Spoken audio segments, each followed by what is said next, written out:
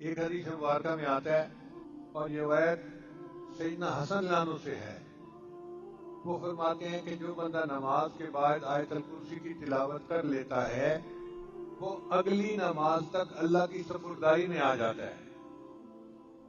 اتنی بڑی خوشخبری ہے اس حدیث مبارکہ میں، کوئی بندہ اللہ کی سپرداری میں آ جائے، اس سے بڑی اور گارنٹی کیا ہو سکتی ہے؟